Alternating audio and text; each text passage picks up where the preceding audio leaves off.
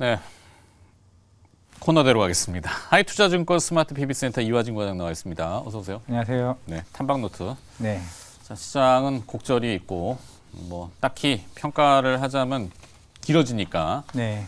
일단은 이화진 과장이 준비해 오신 탐방노트 그래도 뭐 바이오 쪽이죠. 네. 지금 뭐 앞서 포럼도 약간 뭐 그런 쪽인 것 같은데 바이오 쪽 제약바이오에서 어떤 기업이죠? 예, 유황양이고요. 유한양행, 네, 이번 렉라자. 예, 연휴 때도 뭐 이슈가 됐었고, 물론 저도 이제 바이오 코리아 통해서 이제 그때 유황양행 임원들 통해서 좀 관련된 임상 파이프라인을 좀 듣긴 했었습니다. 물론 10월 23일 날 이제 유럽 이제 종양학회에 이제 발표를 할 것으로 보이고 있는데 이미 얀센에서 일단 그 임상 마리포사 임상 3상에 대해서 마리포사 원인이 성공적이다라는 이슈로 인해 가지고 오늘 장이 안 좋음에도 불구하고 물론 좀 급등했다가 조금은 이제 줄어드는 모습을 보이고는 있습니다만은 결국에는 이제 마리포사 2 같은 경우는 이제 아스트라제네카 타그리소와의 이제 일상과 타그리소이다 1차 치료제, 2차 치료제를 맞은 사람에 한해서 내성 환자를 통해서 마리포사 2를 지금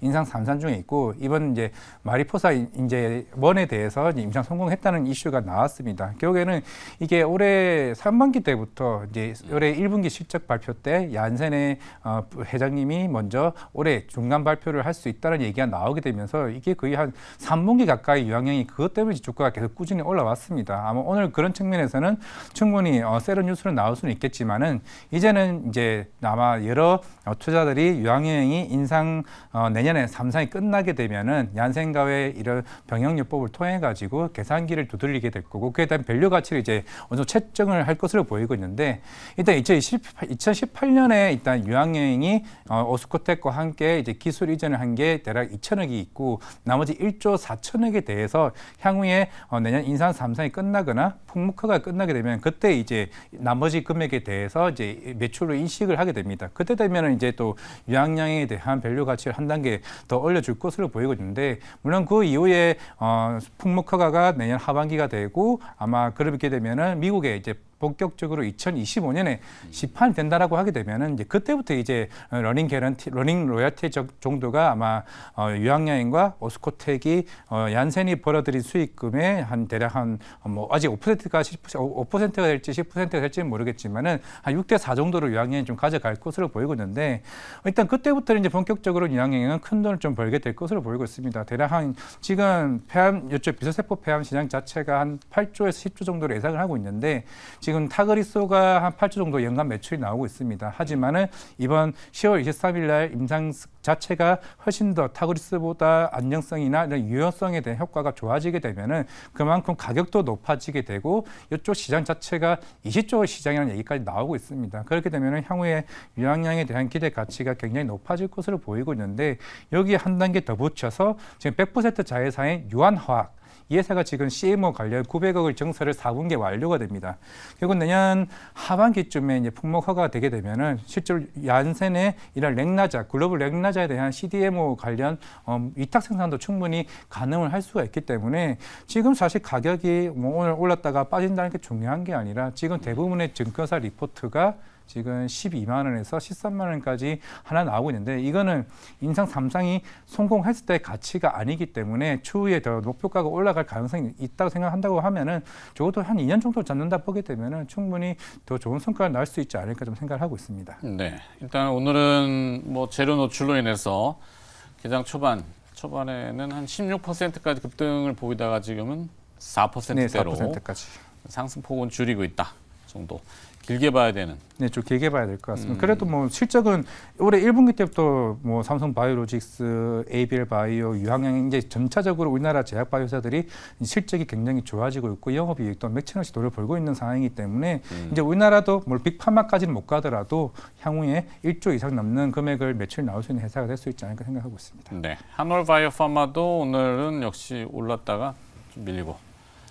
하여튼 시장 영향을 피해가긴 좀 어려웠던 네. 모양입니다. 첫 번째 탐방 리포트는 유한양행을 들어봤고 두 번째 기업 예, 큐렉소입니다. 큐렉소 역시 내일 두산 로보틱스. 그것도 있는데 사실 뭐 2분기 실적이 워낙 잘 났어가지고 이제 이번 추석 들어가기 전에 이제 QS 이제 전화상으로도 이제 잠깐 얘기를 했었는데 뭐 3분기 실적에 대한 좀 어느 정도 뭐 언급도 예상치를 조금 생각을 하고 있었고 2분기가 워낙 사실 잘 나오다 보니까 이제 대략 200억 역대 최고 실적이 의료 로봇 쪽에서 나왔는데 뭐 3분기는 2분기가 워낙 이제 메일 헬스케어나 다른 국가에 대한 그 로봇 판매 대수가 굉장히 많았었고 실제로 전년 대비해서도 굉장히 그 2배 이상 팔렸습니다. 실제로 대략 한 52대 정도 상반기에 팔렸었고 3분기는 조금 저조할 수는 있어도 4분기 때가 아마 좀 많이 팔릴 수 있을 것 같습니다. 지금 예상치로는 한 100대 정도 예상을 하고 있기 때문에 상반기보다 4반기에 훨씬 더 많이 팔릴 수 있다는 측면에서는 좀 긍정적으로 보일 수 있지 않을까 생각을 하고 있고 이제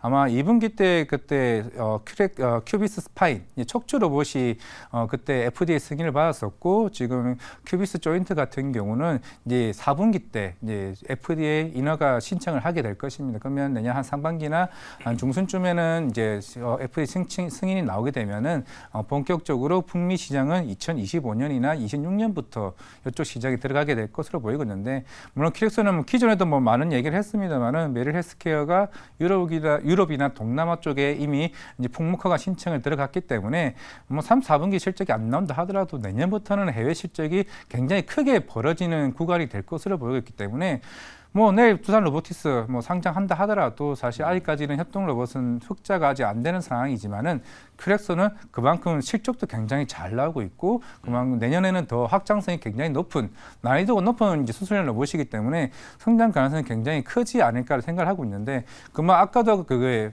호모 100 프로 아까 영상을 아까 보셨다시피 큐렉스도 마이크로소프트 이제 클라우드와 이런 의료 AI를 준비 중에 개발 중에 있습니다. 그러니까 우리가 CT 촬영을 하게 되면은 아까 금방 보셨던 화면처럼 3D 모양으로 통해 가지고 뼈대를 만든 다음에 그 뼈대를 이제 로봇이 깔끔하게 발라줘가지고 정형외과처럼 이제 수술을 들어갈 수 있는 이제 구조를 만드는 형태를 지금 MS랑 지금 준비 중에 있는데 이게 사실 이게 2분기 때도 이슈가 나와가지고 주가가 크게 올랐던 적이 있었습니다. 결국에는 마이크로소프트가 의료 AI 시장에 들어온다.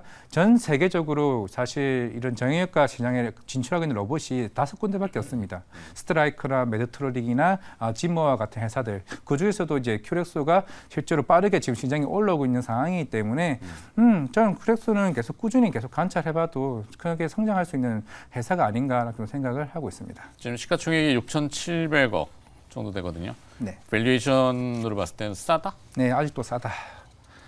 어닝을 다 고려해서? 네, 다 고려를 해서. 물론 지금은 이제 올해 로봇이 200억이 나오고 나머지가 한국 야구르트죠. 여기 이제 무역 사업을 통해 가지고 있기는 하지만은 이쪽 부진한 건 이제 사실 시장에서 보는 게 아니라 이 로봇이 과연 메릴 헬스케어가 얼마나 유럽이랑 저쪽 동남아 쪽에서 효과가 내년에 발휘할지 여부가 제가 봤을 때는 더 커진다고 보고 있습니다. 실제로 제가 이게 6월달에 마지막 탐방을 갔던 것 같은데 그때 실제로 1,000억까지 지금 200억이면 5배가 될 수 있는 흐름이 몇 년 안에 될 수 있을까 이제 고민을 해봤을 때 일본 교세라와 미국의 이제 싱크 서지컬 쪽에서만 해도 충분히 저는 나올 수 있지 않을까 생각을 하고 있습니다. 그만큼 무릎 관절 쪽에 대한 의료 쪽의 수술 로봇에 대한 수요가 폭발적으로 좀 일어나고 있기 때문에 그만큼 선진국뿐만 아니라 이란이나 이런 후진국 신흥시장에도 지금 계속 이쪽에 대한 수요가 많이 나오고 있고 수출 국가도 좀 늘려가고 있는 상황이기 때문에 저는 충분히 봤을 때는 지금 가격에서도 알면 지금 로봇이 많이 빠졌는데 누가 빨리 반등하고 크게 반등한다고 했을 때 협동 로봇이 주춤한다라고 하게 되면은 큐렉스로 좀 옮겨가지 않을까 생각을 하고 있습니다. 의료용 로봇? 네, 의료용 로봇 쪽. 그렇죠. 뭐 정밀 제어를 해야 되니까. 다음 넘어가겠습니다. 세 번째 기업은 클래시스입니다. 클래시스. 물론 최근에 이루다 지분 인수 통해 가지고 자본이 좀 많았던. 네. 자본이 많았던 회사이긴 하지만은 뭐 본업 자체가 워낙 깔끔하게 좀 잘 돼 있고 뭐 슈링크 유니버스랑 볼륨머가 생각보다 장비가 계속 꾸준하게 지금 오히려 이제 원래 상반기 때는 장비가 주춤하고 성호흡이 그만큼 이쪽 시장을 장악하면서 빠르게 회전율이 높아지고 있다라고 이제 생각을 했었는데 지금 브라질 쪽에 이제 볼륨머 장비가 거의 50% 이상 그러니까 보통 이제는 성호흡이 50% 넘어갈 줄 알았는데 아직까지는 장비 쪽이 50% 이상 매출을 차지하고 있고 여기서 이제 소모품이 계속 빠르게 회전율이 돌아가고 들어가고 있는 흐름이기 때문에 지금 국내가 50% 매출을 차지하고 있고 브라질 향이 대략 25% 이상 차지할 것으로 보이고 있는데 브라질 향이 들어가고 있는 이제 강남구 쪽에 있는 미용 의료기기가 빠르게 지금 매출이 증가하고 있습니다. 물론 지금 시장에서는 중국인들이 단체 관광객이 한국에 와가지고 이게 피부 미용에 대해서 한두 번 겪고 나서 향후에 중국 쪽의 시장 진출, 중국이나 미국 쪽은 대략 한 25년에 지금 진출을 앞두고 있는 건데 네. 향후에 중국 쪽 진출을 했을 때 이미 인지도에 대한 상승에 좀 긍정적으로 좀 봐야 되지 않을까라고 생각을 하고 있습니다. 최근에도 한 피부과 관련 홈페이지나 여러 군데 한번 저도 뒤져봤는데 확실히 볼륨어나 이런 슈링크에 대한 메인 화면에 있는 것을 봤을 때 어느 정도 인프라는 갖춰져 있고 이제 이런 그 소모품에 대한 회전율이 크게 좀 증가할 수 있다는 측면에서는 클래시스 그동안 주가가 꾸준하게 지금 올라왔었는데 충분히 여기서 밸류업이 충분히 가능할 수 있지 않을까.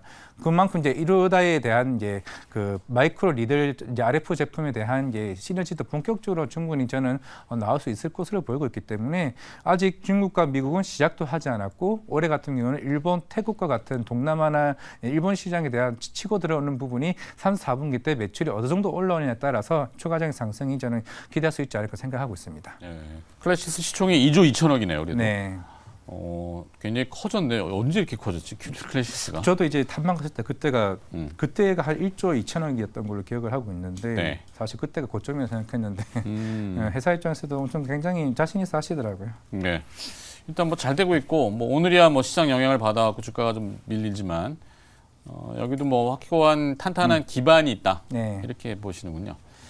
좋습니다. 기업은 들어봤는데 시간은 다 됐네요. 뭐 더 물어보기가 시간이 없어서. 네, 알겠습니다. 고맙습니다. 네, 감사합니다. 하이투자증권 스마트 PB센터 이화진 과장이었습니다. 고맙습니다. 네, 감사합니다.